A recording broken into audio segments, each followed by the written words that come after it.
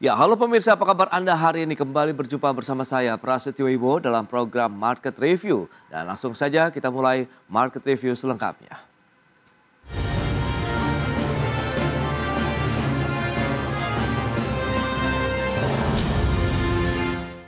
Ya, pemirsa, Indonesia membutuhkan dana sekitar 152 miliar dolar Amerika atau sekitar 2.300 triliun rupiah untuk membangun pembangkit energi baru terbarukan hingga tahun 2040 mendatang.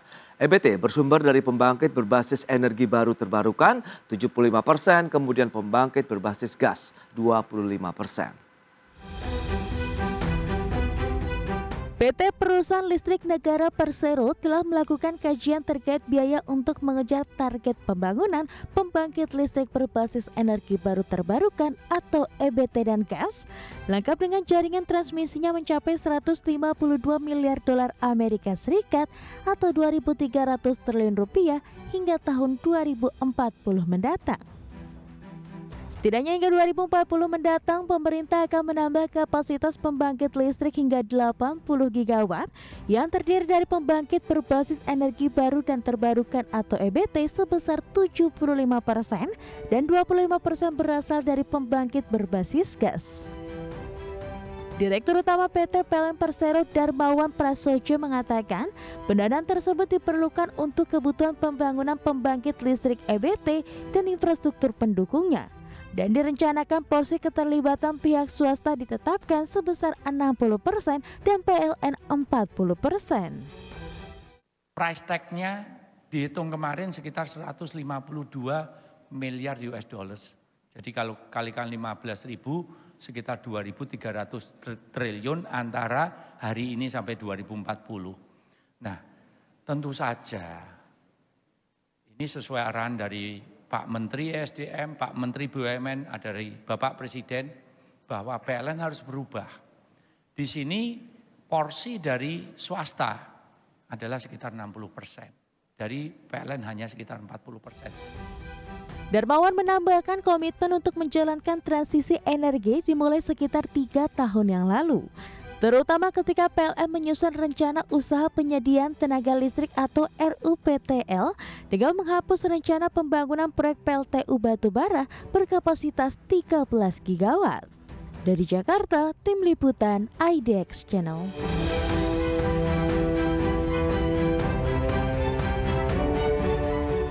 Ya, pemirsa, untuk membahas tema kita hari ini butuh 2.300 triliun rupiah untuk bangun pembangkit energi baru terbarukan. Sudah tersambung melalui Zoom bersama dengan Bapak Fabi Tumiwa.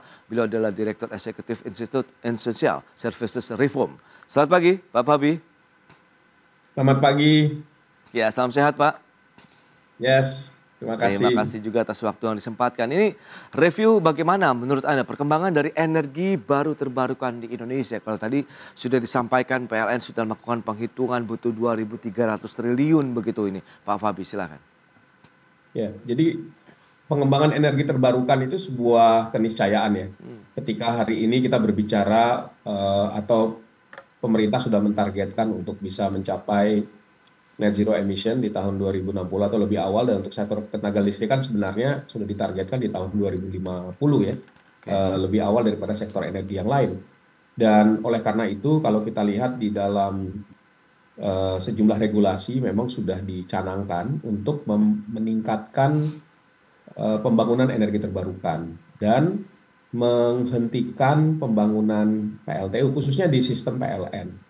Ini misalnya ada di dalam Peraturan Presiden Nomor 112 2012, di mana pasal 3 itu menyatakan bahwa PLN tidak boleh lagi membangun PLTU baru kecuali yang sudah kontrak. Nah, yang sudah kontrak itu sebenarnya yang ada di dalam RUPTL 2021-2030. Totalnya 13,6 giga. Jadi sepanjang itu yang sudah dikontrak dengan developer itu yang akan dibangun, walaupun juga bisa jadi dari jumlah kapasitas yang direncanakan mungkin tidak semuanya bisa terbangun karena misalnya terjadi kendala pendanaan. Nah, RUPTL ini kan sedang dalam proses pembaharuan ya menjadi RUPTL 2024-2033 yang mengacu kepada RUKN Rencana Umum Ketenagalistrikan Nasional 2024-2040 kalau kita baca. Nah, di sana direncanakan ada penambahan lebih dari 60 gigawatt pembangkit listrik dari sekarang sampai 2040 Ya. dan kalau kita lihat kenaikannya cukup drastis ya. Dari hari ini misalnya jumlah kapasitas energi terbarukan kira-kira 9 giga itu akan naik hampir mungkin sekitar 70 giga di tahun 2030 nanti, 2040 nanti. Nah itu kira-kira apa yang akan terjadi. Oke, nah menurut Anda dengan berbagai upaya yang sudah dilakukan ini masih on the track tidak sih menuju net zero emission tahun 2060 mendatang begitu menurut Anda dari sisi komitmen, implementasinya juga di lapangan begitu Pak? Kalau dari sisi komitmen, pemerintah sudah berkomitmen. Nah, tentunya komitmen itu kan harus diturunkan ke dalam perencanaan yang secara teknis dan ekonomis itu bisa dilayak ya, atau yang bisa dijalankan. Oke. Inilah kenapa kalau saya lihat hari ini sedang ada revisi atau pembaharuan rencana umum ketenagaan listrikan nasional yang semoga tidak lama lagi akan disahkan ya. Ya. Di mana di sini komitmen tadi itu diterjemahkan ke dalam rencana pembangunan infrastruktur ketenaga listrikan, baik itu pembangkit energi terbarukan, jaringan transmisi dan distribusi, penyimpanan energi atau energy storage dan lain-lain ya, yang memang diperlukan sebagai panduan bagi sektor kelistrikan menuju net zero emission itu. Nah, yang lain juga kalau kita lihat sebenarnya kalau progres ya selama ini energi terbarukan jauh lebih rendah daripada yang seharusnya. Oke. Misalkan pemerintah kan juga sudah punya target di dalam kebijakan energi nasional untuk mencapai 23% bauran energi terbarukan di tahun 2025. Ya. Berdasarkan laporan Kementerian SDM sampai dengan 2023 yang lalu itu baru mencapai 13,1%. Ini masih sangat jauh ya daripada yang harusnya kita capai yaitu kira-kira 17,9%. Nah, memang sisa 2 tahun ini menjadi sebuah tantangan ya untuk bisa mengakselerasi pengembangan energi terbarukan karena kunci untuk mencapai net zero emission di tahun 2050 adalah emisi puncak dari sektor kelistrikan itu harus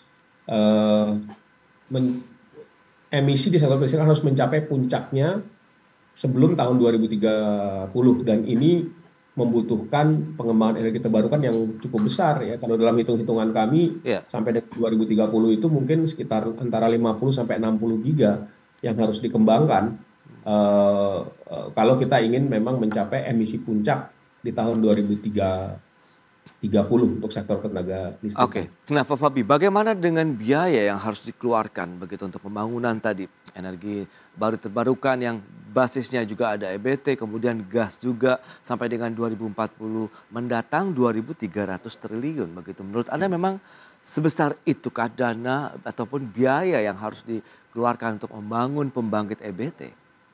Ya, jadi kalau kita lihat sebenarnya kebutuhan itu adalah kebutuhan investasi yang ada di dalam RUKN dan juga dimasukkan dalam RUPTL PLN. Jadi ini adalah kebutuhan investasi untuk membangun sistem ketenaga listrikan, di mana kalau kita lihat paling tidak itu terdiri dari beberapa komponen ya, berdasarkan informasi dari Dirut PLN. Yang pertama adalah pembangunan pembangkit energi terbarukan, baik yang baseload maupun yang variable renewable energy. Ya. Yang baseload itu seperti misalnya hidro, kemudian panas bumi, ya mungkin juga biomasa dimasukkan di sana. Lalu kemudian yang intermittent seperti angin dan surya, ya yang juga dimasukkan dengan kapasitas yang cukup besar. Lalu kemudian ada pembangkit gas juga. Karena PLN tidak lagi membangun PLTU baru, maka dia membangun pembangkit gas. Gasnya kalau kita lihat berdasarkan informasi itu 25% dari total yang akan dibangun ya, 75% kapasitasnya dari untuk energi terbarukan.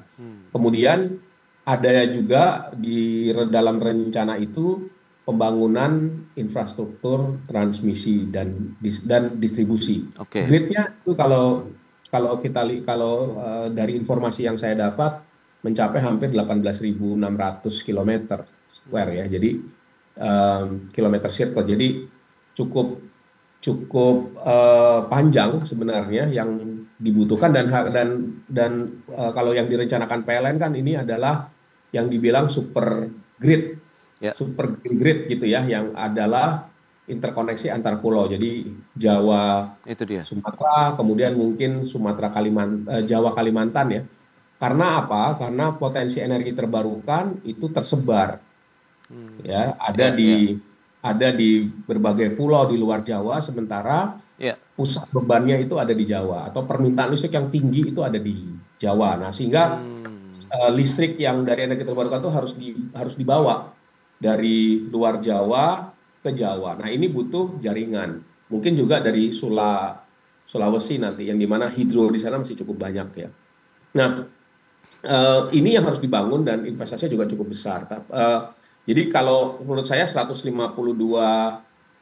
miliar Miliar dolar itu dolar. Ya, sebuah kebutuhan investasi yang cukup realistis, tapi juga kita lihat teknologi itu berkembang ya, dan itu dia. trennya semakin murah. Misalnya PLTS itu hari ini harga teknologinya sudah turun Baik. 90% sejak 10 dari harga 10 tahun yang lalu ya, Oke. dan teknologi storage juga sudah semakin murah. Jadi bisa jadi kebutuhan investasinya ya bisa juga lebih rendah Oke. nanti Nah, ketika Pak itu. Fabi, dengan kondisi tadi, lokasi dari pembangkit EBT-nya yang berjauhan dari demand-nya begitu, apakah ini akan menjadikannya efektif atau tidak? Tahan dulu jawabannya, kita bahas nanti di segmen berikutnya. Dan pemirsa, kami masih akan segera kembali usai pariwara berikut ini.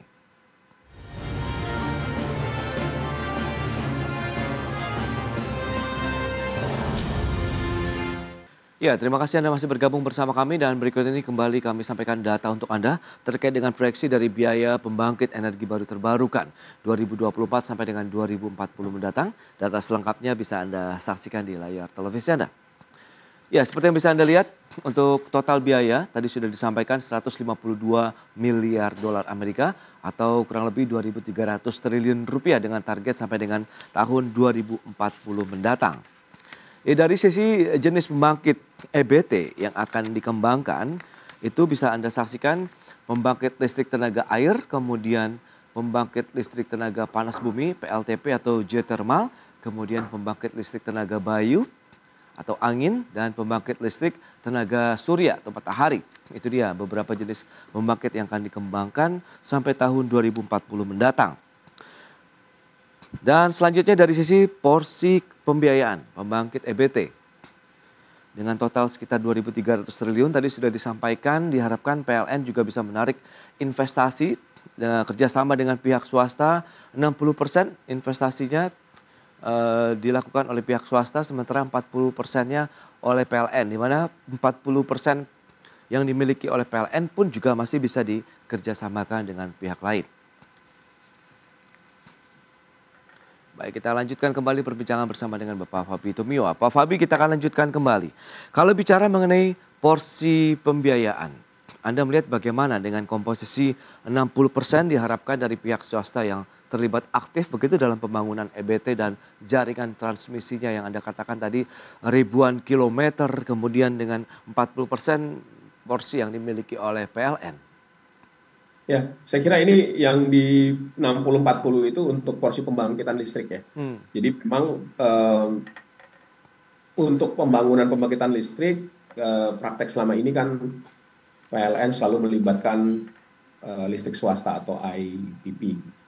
Dengan alasan yang sangat sederhana aja, kemampuan finansial PLN untuk mendanai pembangkitan itu juga terbatas ya. Jadi PLN memang harus melibatkan swasta.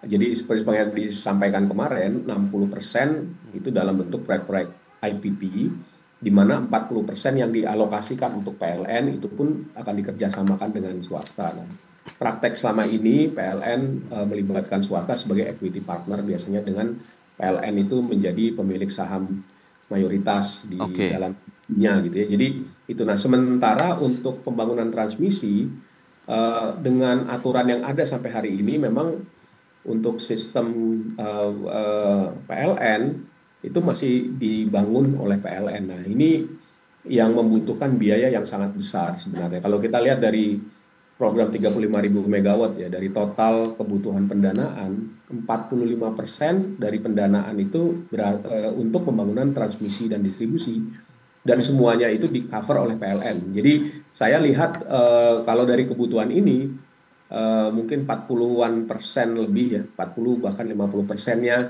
itu untuk pembangunan transmisi dan distribusi. Jadi sebagian besar itu harus ditanggung oleh PLN gitu. Untuk porsi pendanaan yang untuk transmisi. Nah, kecuali kalau ada perubahan aturan nanti di mana swasta bisa membangun, kemudian mungkin nanti bisa menggunakan skema BOOT ya, untuk waktu tertentu. Tapi kita tahu juga bahwa pembangunan transmisi itu biayanya cukup mahal. Tingkat pengembalian investasinya itu rendah dan jangka waktunya panjang. Jadi saya nggak terlalu yakin kalau kemudian swasta mau masuk dan berinvestasi di infrastruktur yang seperti ini. Kalau di pembangkitan lebih mudah. Estimasi saya dari pembagian ini mungkin malah swastanya bisa jadi lebih besar ya, bisa di angka bahkan 3/4-nya 75% itu pembiayaan untuk pembangkitan bisa berasal dari swasta. Baik, tapi kalau dari sisi tantangan keterlibatan pihak swasta, begitu kalau kita bicara mengenai investasi seperti yang Anda sampaikan, ini seperti apa begitu? Apakah bagi hasilnya kah? Atau mungkin dari sisi regulasinya atau bagaimana nih Pak Fabi? Sehingga ini benar-benar menjadi primadona kalau kita lihat bagi investor. Saya kira investasi di energi terbarukan sama dengan investasi yang lain. Parameter kuncinya adalah tingkat pengembalian investasinya atau rate of return-nya. Nah, swasta itu biasanya akan melihat berapa rate of return dari proyek yang ditawarkan. Ya, dan rate of return itu tentunya akan bergantung kepada berapa besar investasi capex-nya yang dikeluarkan, lalu kemudian risiko-risiko yang harus ditanggung juga, dan ini akan memberikan indikasi rate of return. Nah, selama rate of return itu memadai, dan selama ini kalau kita lihat di Indonesia, rate of return yang diharapkan oleh investor swasta atau IPP itu antara 10-15% ya, tergantung jenis pembangkitnya, tergantung lokasinya, tergantung kriteria atau ketentuan dalam PJBL-nya, perjanjian jual beli tenaga listrik. Nah, ini yang rate of return ini seperti tadi saya katakan dipengaruhi oleh banyak faktor, termasuk kualitas regulasi dan kebijakan kita. Nah, oleh karena itu, kalau memang pemerintah dan PLN ya berkeinginan untuk menarik investasi swasta, karena ini sangat diperlukan, karena kalau tidak ada investasi artinya tidak bisa dibangun pembangkit itu, maka memang kualitas regulasi kita harus diperbaiki. Nah, ada banyak regulasi yang harus diperbaiki memang berkaitan dengan ini. Oke Pak Fabi, regulasi seperti apa saja yang mungkin harus diperbaiki dalam waktu dekat untuk sehingga bisa menarik lagi minat investor untuk menanamkan dana mereka berinvestasi di pembangkit EBT? Kita akan lanjutkan lagi di segmen berikutnya, dan pemirsa tetaplah bersama kami.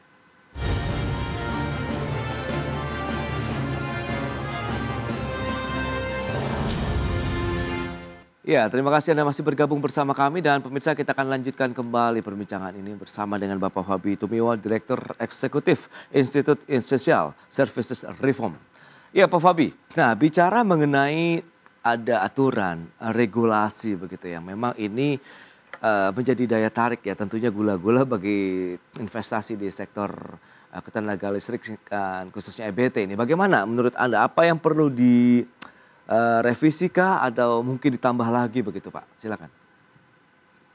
Yang harus diperbaiki itu adalah ketentuan dalam kebijakan energi nasional kita ya. Seperti tadi saya katakan, kita kan mau net zero di tahun 2060, bahkan untuk sektor kelistrikan itu 2050. Nah, kebijakan energi nasional yang dibuat tahun 2014, PP 79 2014 itu belum mencerminkan itu. Jadi menurut saya itu perlu disesuaikan sesuai dengan rencana tadi untuk mencapai net zero di sektor kelistrikan tahun 2050. di Oke. mana target-target energi terbarukannya bisa disesuaikan. Kenapa? Karena PP 79 2014 yang berlaku sebelumnya itu menjadi acuan bagi penyusunan RUKN, Rencana Umum Ketenaga Listrikan Nasional, maupun RUPTL.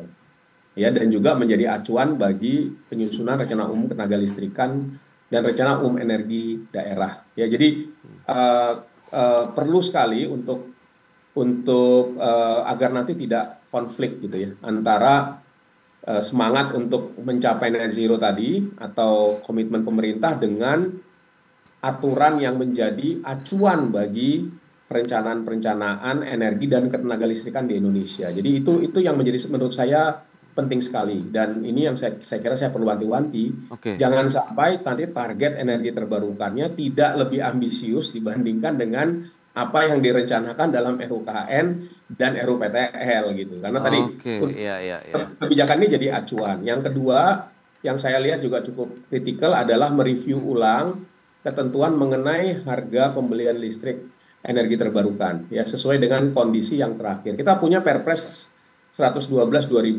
2022 ya yang baru diterbitkan 2022 yang lalu. Nah, di sana mengatur harga beli harga batas atas ya untuk listrik dari sejumlah pembangkit energi terbarukan. Nah, harus dilihat bahwa ketika peraturan itu dibuat ya dari tahun akhir 2019 sampai kemudian diundangkan 2022 sudah banyak perubahan. Misalnya apa? Misalnya yang sangat kontras itu adalah hari ini ada kenaikan suku bunga.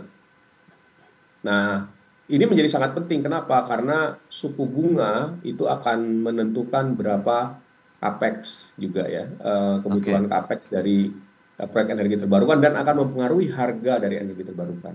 Nah, sehingga ini yang menurut saya perlu disesuaikan dengan kondisi terakhir dan juga perkembangan dari harga teknologi. Masing-masing teknologi energi terbarukan ada yang naik, ada yang turun ya, Iya. karena berbagai faktor. Nah, ini saya kira dua peraturan yang perlu segera diperbaiki. Yang ketiga juga menjadi penting, itu adalah ketentuan mengenai PJBL, peraturan jual beli tenaga listrik, ya yang harusnya karena kita kan ada cukup banyak yang mau dibangun. Misalnya kalau tadi saya katakan sampai 2040 ada tambahan 62 gigawatt yang mau dibangun. Artinya selama 15 tahun ke depan ini yang akan dikembangkan.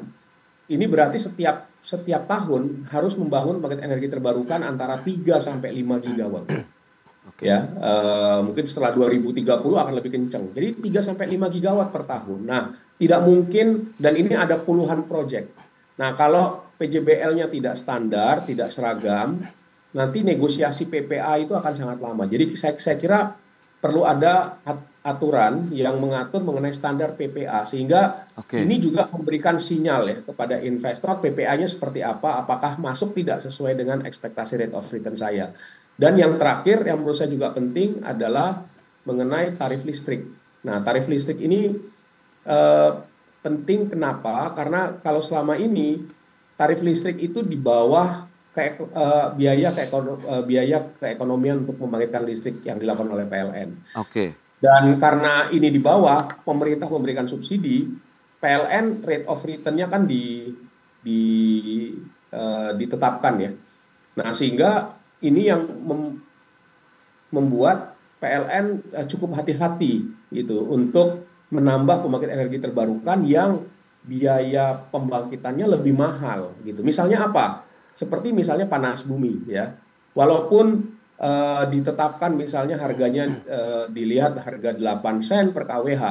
Tetapi kalau kita bicara dengan Asosiasi Panas Bumi, mereka berharap harganya itu di atas 10 bahkan 12 sen per kWh. Nah, ada perbedaan ini kan, Oke. ekspektasi dengan harga yang mungkin bisa diterima oleh PLN. Nah, Oke. kalau tarif listrik PLN itu tidak diperbaiki akan sulit sepertinya PLN Iya, juga iya. ambil energi terbarukan yang mungkin harganya bisa menyebabkan kenaikan tarif listrik dia. Oke, berarti memang perlu ada satu harmonisasi lagi kebijakan-kebijakan yang dilakukan oleh pemerintah begitu untuk bisa menarik investasi dan bagaimana harga jualnya juga menguntungkan dari investor mereka yang sudah menanamkan dana mereka dan juga masih tetap terjangkau oleh konsumen begitu listrik di Indonesia, terutama yang mereka nantinya akan menggunakan energi terbarukan ini. Baik, Pak Fabri, Ya. terima kasih banyak atas waktu dan sharing yang sudah Anda sampaikan kepada pemirsa hari ini. Selamat melanjutkan aktivitas Anda kembali. Salam sehat, Pak Fabri. Terima kasih.